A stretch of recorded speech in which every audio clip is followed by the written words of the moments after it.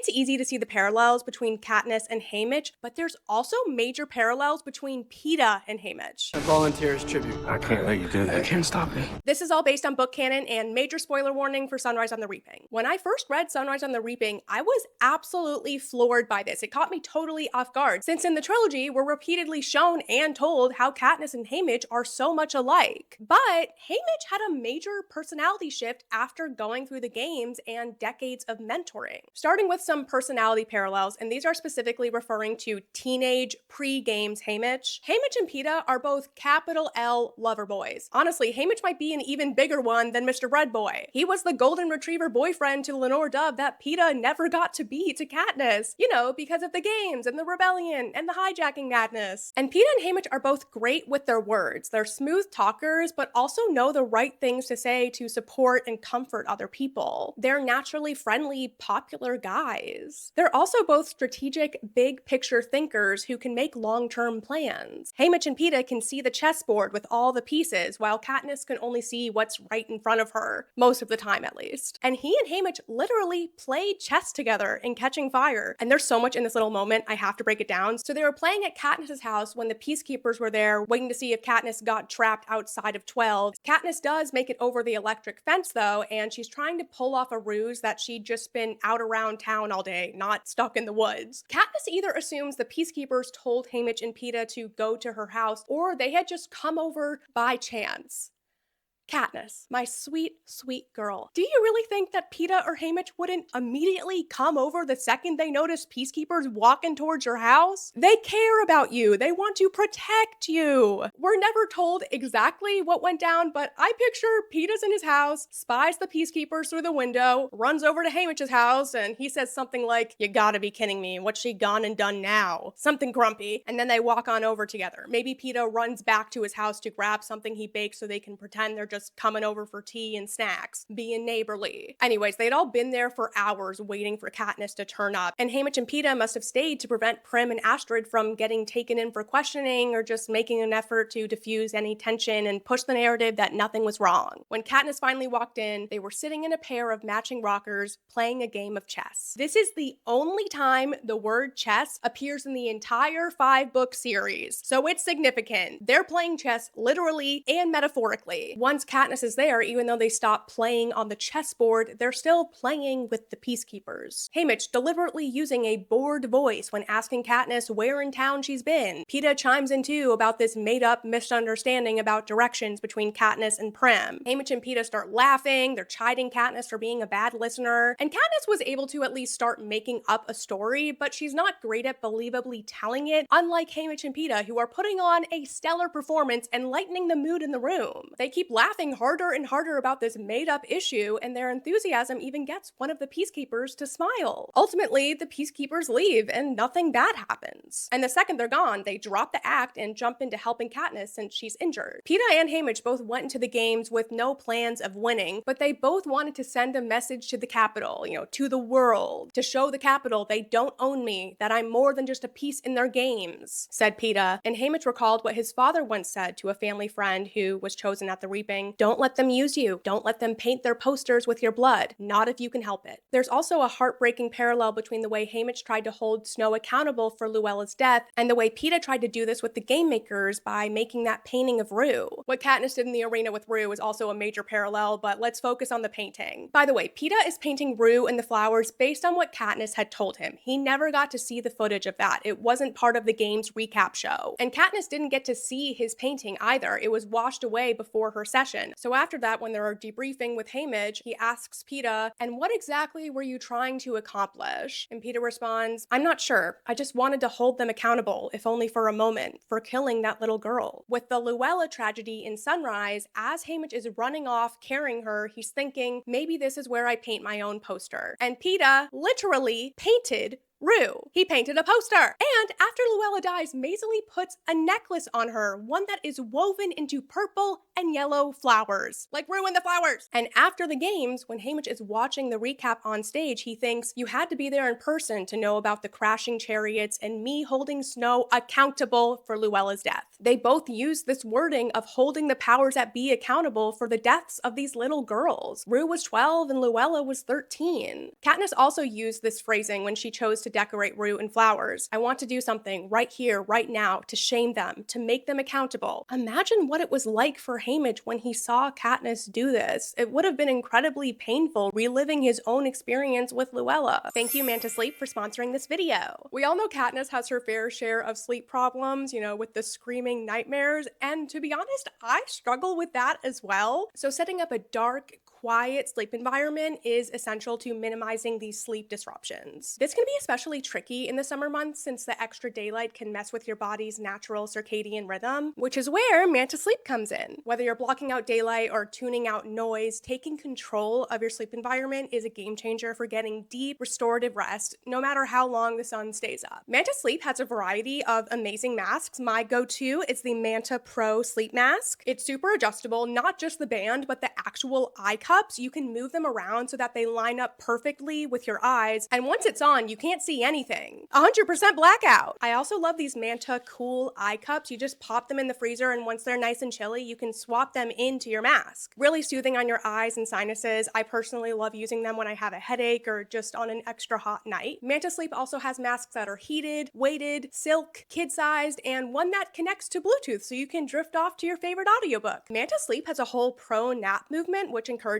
people to get the rest we all need and deserve instead of shaming people for not hustling 24/7, which just leads to burnout anyway. So take that nap. I love my mask so much, and believe me, I've tried a lot and I've never found one that blocks out light the way this one does. Highly recommend checking out the Mantasleep website. It's linked in the description below, and get 10% off with discount code BREAD. They told me I could pick my own code and I just couldn't resist shouting out the boy with the bread. Thank you, Mantasleep. I'm gonna hold your hand when I say this, but Peeta and Haymitch are the only people to call Katniss sweetheart. Originally, it was Haymitch's nickname for Louella, and then Katniss reminded him of her, and he just couldn't help himself from saying it. The first time he called Katniss sweetheart was when he asked her what she did during her training session at the 74th Games. He goes, "And you, sweetheart?" And then she tells him about shooting an arrow at the Game Makers. And then Katniss asks if he thinks she'll be arrested for doing that, and Haymitch says, "Doubt it. Be a pain to replace you at this stage." Hey, so what the hell, Suzanne? I know she didn't have the whole Sunrise story in her head when she originally wrote the trilogy, but when she was working on it, she wove it all in so well in the most painful ways.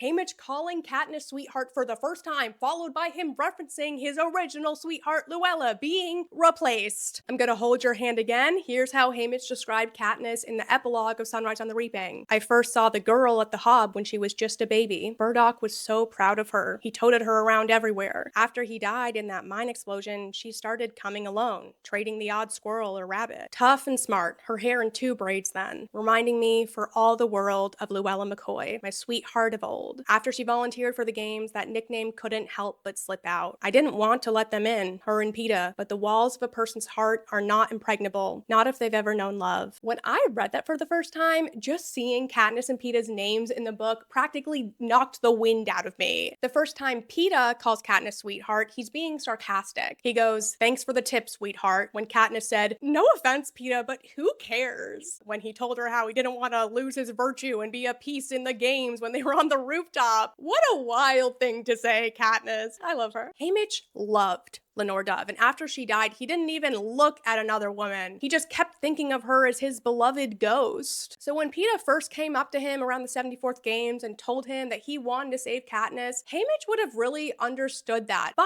I bet he also discounted Peeta a bit for being naive. Peeta didn't yet know deep pain and loss. He still had his youthful innocence. I wish we knew how this exact conversation went down, but we're never told. If Haymitch had gone to the games with Lenore Dove, I'm sure he would have wanted to do the same thing as Peeta. Do whatever it takes to increase her odds and give his life for her. And then Peeta and Haymitch basically had this same conversation again after the Quarter Quell announcement. Peeta wanted to go in and protect Katniss. I bet he said something very similar to what he told Katniss in the arena. "If you die and I live, there's no life for me at all back in District 12. You're my whole life. I would never be happy again." If he'd said that to Haymitch before the games, he would truly understand. After losing his family and Lenore Lenore Dove, Haymitch really felt like he had no life to live and that he'd never be happy again. He nosedives into depression and substance abuse, and the only reason he didn't, send himself to his grave was because of his promise to Lenore Dove to stop the sunrise on the reaping, stop the games. Okay, I don't even want to think about this, but in an alternate reality where the rebellion didn't happen, Katniss died in the Quarter Quell, and Peeta was the victor, he would not be okay. It's tricky to predict how Peeta would really react to this since it'd be such a profound trauma and loss, and that can affect people all sorts of ways. But there's definitely a possibility he would have fallen into the same depression as Haymitch, forever haunted by the girl he loved but couldn't save and feeling completely alone in the world. If anyone has any good fanfiction recs for that sort of alternate universe, let me know so I can read them when I want to punish myself. There's also an important moment from the first night on the train on the way to the 74th games where Peeta essentially gives Haymitch a shower. Haymitch is completely wasted, he stumbles into the room, throws up on the floor, and then falls down into it. Katniss and Peeta wordlessly go over to him, help him stand up, and drag him to his room. They get him into the shower, and Peeta tells Katniss he'll take it from here, meaning undress Haymitch and fully give him a shower. Peeta's doing what he would want someone to do for him or anyone he cares about. I think teenage Haymitch would have done the same thing if he were in Peeta's shoes. Interestingly, when Katniss realizes that Peeta is taking care of Haymitch because he's a kind person, she decides to stay as far away from him as possible. She thinks that if Peeta's kind to her, she'll care about him, and that would be a liability in the arena. So she puts her walls up. Assuming Haymitch had some recollection of Peeta taking care of him, I can see him feeling the same way as Katniss. Caring about his tributes just makes it all the more painful when they die. But this year of the 74th games, he's mentoring his old best friend's daughter, who he's watched grow up from afar, and then this baker's son who bathed and tucked him in like they were family. Also, both Peeta's and Haymitch's families died in house fires. Peeta's died in the firebombing of District 12, and Haymitch's were the target of arson by the Capitol. They both had brothers too. And then Peeta is the one who helps make sure the goose eggs Katniss got for Haymitch hatch, which she gave him after he told them Lenore Dove and his story for the memory book. Lenore Dove had a flock of geese, so these eggs are a meaningful gift from Katniss and Peeta. Peeta fashioned some kind of incubator, and when the eggs hatched, mine was the first face those goslings saw. I love that Katniss and Peeta had this joint effort around the goslings. She found the eggs, like the raw materials for this new life, and Peeta made the incubator, creating the environment for this new life to begin. Just like how Katniss was the spark of the rebellion and Peeta was the oxygen feeding the flames. You can tell me if I'm being delulu about this connection, I won't be offended. Let's talk about Haymitch and Peeta's torture in the Capitol. How fun. Obviously, Haymitch wasn't hijacked like Peeta, but they were both held in solitary confinement, starved, and hurt. They also had similar experiences with Avoxes during their imprisonment. So after Haymitch's game, when he was strapped down, getting patched up in what sounds like Dr. Gall's lab, he could see Avoxes trapped in glass cages. They were unclothed and dirty, paw the glass, begging Haymitch for help. They were being treated like lab rats. Back in Ballad, Snow also saw Avoxes in Dr. Gall's lab being experimented on, so this has been going on for a long time. Part of Peeta's psychological torment was watching two Avoxes be killed right in front of him, and he knew them. They were servants in the training center. They were assigned to District 12 tributes, and one of them, Darius, had previously been a peacekeeper in 12. Essentially, Snow was the one who put in the orders for Haymitch and Peeta's punishment, and it's pretty clear his obsession with Lucy Gray made him especially interested in Haymitch since he was also dating a Covey-Girl. And even though we don't know the exact thread, we do know that Katniss's father had Covey ancestry on his mother's side, which means Katniss is also distantly Covey. I don't think Snow would have suspected Katniss's link to the Covey until she sung The Hanging Tree in Mockingjay, though there is a possibility he knew of her distant ancestry if he looked at government records of people in 12, maybe. I think just being a poor 16-year-old girl from District 12 linked her to Lucy Gray in his head anyways, so Snow could have projected himself onto Peeta pretty quickly. By catching fire, we know Snow thought Peeta was a chump, hoodwinked by a girl pretending to like him when really she was using him. Not true with Katniss or with Lucy Gray, but that's Snow's logic. Peeta is a much better man than Snow though, and even after Katniss told him she was putting on an act during the games, sort of, he still loved her. He let it go and was there for her however she needed. Snow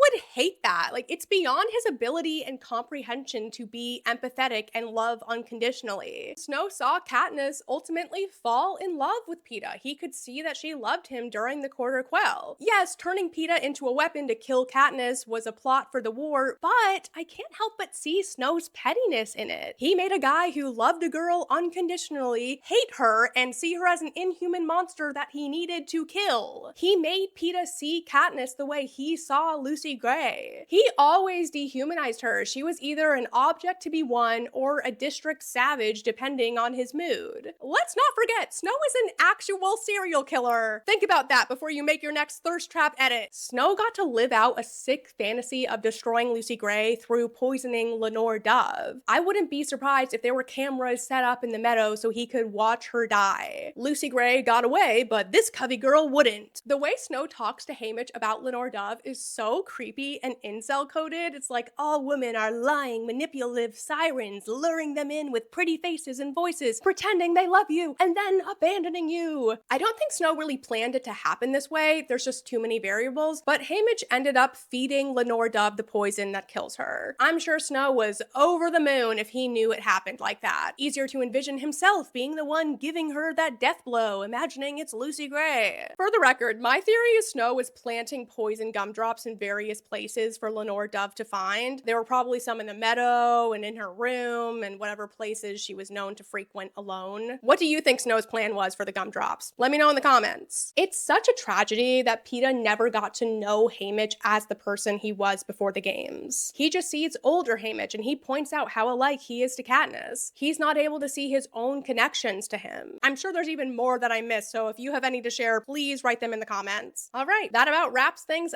up. Thank you so much for watching, and if you haven't already, subscribe for more Hunger Games analyses and do the thumbs up thing.